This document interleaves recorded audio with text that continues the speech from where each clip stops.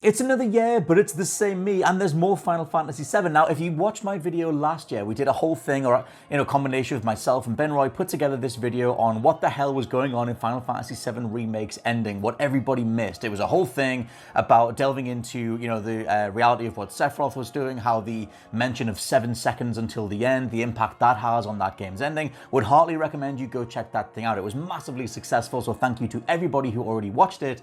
But obviously with Final Fantasy VII Remake getting new DLC, Yuffie-based DLC, until you get to the ending, in which we then meet back up with the main party, and Square Enix and Tetsuya Nomura, Kazushige Nojima, everybody else just goes, let's just give you more stuff to talk about. Let's flesh things out even more. That's the thing that is doing the rounds on social media, on Reddit, on all the different fan forums and everywhere else, because there's one scene here that completely breaks everything, but at least to me, I think it makes perfect sense. Now, I'm going to break stuff down as I go. There'll be massive spoilers here. I have to assume that's why you're here at this point. And let's just get to it. So, super quick recap, Final Fantasy VII Remake covered Aerith and Sephiroth being two cosmological entities essentially warring for the future. Sephiroth seems to know everything that's going to happen. Aerith pretty much plays along with this until she gets to the tear in reality that appears on the highway in front of the whole party, and that leads to Aerith herself starting to doubt what's happening, starting to pull Cloud back and say that she's terrified and that what lies on the other side of this tear in reality, this face-to-face with destiny thing that's about to come up, is boundless, terrifying freedom, which works as a meta-narrative comment on where the franchise is at and where the idea of a remake sits in the shadow of this, totemic original entity that everybody should play, this legendary game.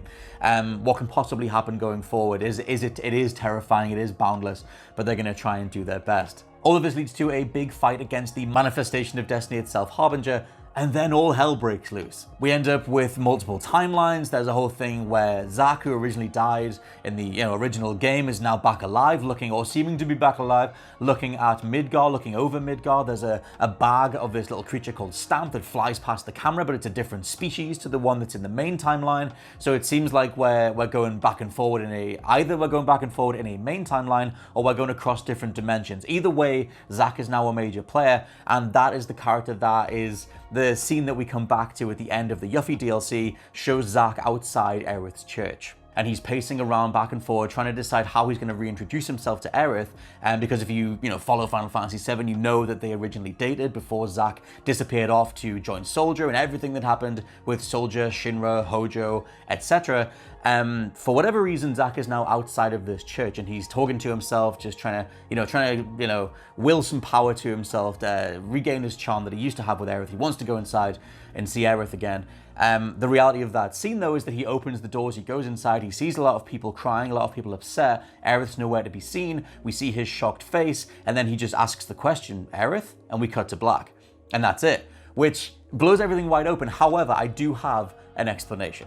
I don't think that this is actually reality at all, but I will explain. My theory is that all of this connects to Advent Children, the movie from 2005. And to qualify all of that stuff, I have a lot of stuff that I need to get to. I need to carve a wide berth to bring it all back together, but stick with me because this stuff is really exciting. Now, first up, we need to go back to an entry in the Final Fantasy VII Ultimania book. It was released after Final Fantasy VII Remake in April last year, and it has director Tetsuya Nomura and producer Yoshinori Kitase say that the remake is actually the 5th part of the compilation of Final Fantasy VII. This goes directly against what Nomura said in 2017, where he was asked pretty much the same question: how much are you reimagining? How much are you, rewriting what went before? And he said to not worry about it. He just said that the remake, nothing outside of the remake was canon, and he had a specific quote for this as well. He said that they were pretty much doing their own thing because these games will hardly have an overall coherence, and it will be difficult because there is no more continuity between the compilation and the remake for the moment. Now, that moment seems to be 2017 because this comment from April last year ostensibly puts the remake alongside the compilation of Final Fantasy VII. To qualify or clarify what that is for people who are coming in, the compilation of Final Fantasy VII was what they did for the game's 10th anniversary in the middle of the 2000s. That combines all other ancillary media. So you had Before Crisis, Crisis Core, the PSP game. Before Crisis was also about Cloud and Zack before the events of Final Fantasy VII.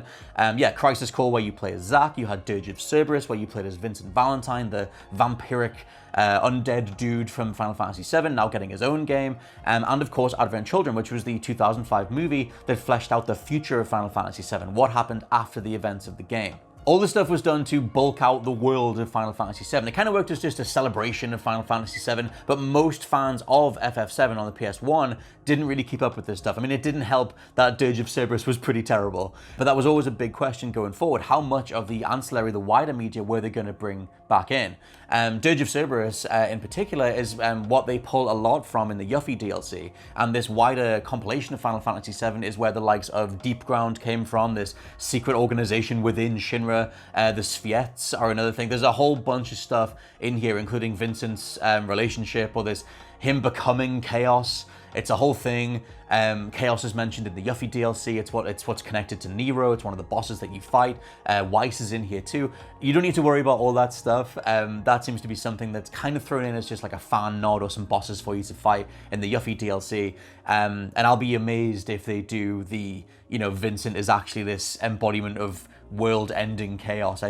That's a whole Dirge of Cerberus thing that we don't need to worry about just yet. Anyway, I mention all of this because the Yuffie DLC codifies Dirge of Cerberus. It brings it into the main timeline. But like I said, with the likes of the Sviets, it's now called the Sviet Field. Anyway, lots of secret Shinra experimentation stuff. Crisis Core relates to the remake because we know that Zack is a bigger deal in the remake, so we can say that the wider compilation of Final Fantasy VII is way more important than it initially seemed way back at the beginning of when they were etching out exactly what the remake was going to be. The first thing to really pick up here is something that I touched on in the original video last year, which is that the final boss, the Harbinger boss, is labeled as an accretion of whispers if you use the assess materia.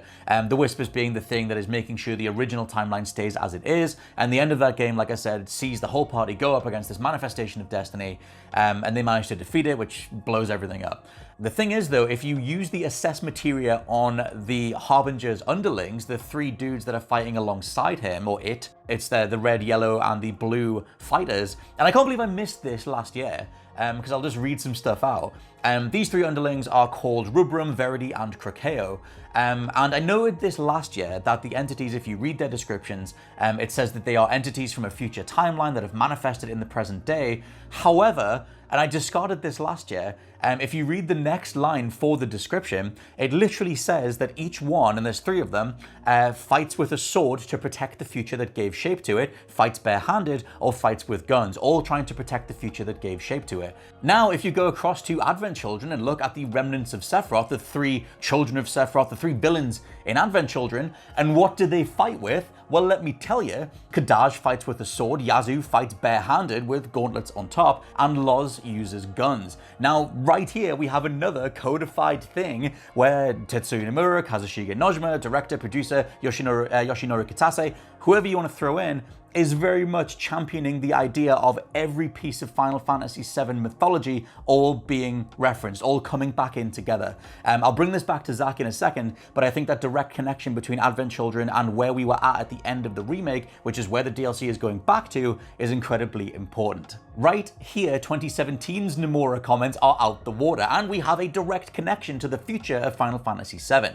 Not just the main game, but the compilation too. To bring all of this stuff back to Zack and the Afterlife then, to really blow it up and, Knights of the Round this S, I have to mention something that you can get by using the assess materia on the Harbinger boss. It's what I mentioned last year, but I was using that to justify a whole separate thing with Sephiroth and Aerith. However, the accretion of whispers, the Harbinger boss, literally says that it is an arbiter of fate connected to all the threads of time and space that shape the planet's fate. That's the thing that I think we need to be focusing on. I think that Zack always died to be able to join Aerith at the church in the Afterlife. Note where Zack is at the doors of the building in Advent Children. Note the bright white light behind Zack when he enters the building in Intergrade. They're both pretty much the exact same shot, albeit with the one in Advent Children seeing Aerith then walk to meet Zack, and they walk back out the church together. They walk back out into that big, glorious, ethereal beam of white light to go be together in peace, whatever, at the end of everything. All of the children crying and people being sad in the church, well, they're likely just people who gather in the church to mourn one of the most beloved members of the community, and someone who at that point in the timeline, being I'm supposing that we're after everything, Aerith is probably being talked about as this person who ascended to become the entity that defended the Earth against Meteor. Zack is dead. Aerith mentions her stomach being in knots because he's finally found his resting place post Harbinger's defeat, and Zack then maybe spends all his time waiting at the doors of the church to leave together with Aerith. Now, does some energy in the cosmos mean that Zack returns to defeat Sephiroth with both him and Cloud busting out twin Omni-Slashes for the final fight? Almost definitely. But I'm still gonna say that Zack died in that battle against Shinra. Cloud took his sword and everything played out because that is the planet's fate. It's still all about protecting the planet, which is the core theme and message of the entire mythology. At least that's where I'm at after finishing the Yuffie DLC. You wouldn't think you'd get that much out of a few post-credit scenes and a dude standing outside a church, but maybe you've not met a Final Fantasy VII fan before. So let me know what you think down in the comments below. What sort of stuff do you want to see? Do you believe the idea that Zack is actually dead and he's just wandering into a church full of people where no one else can see him? Or do you want something else from the future of this reimagining going forward? For now, I've been Scott from WhatCulture.com, and I'll catch you soon.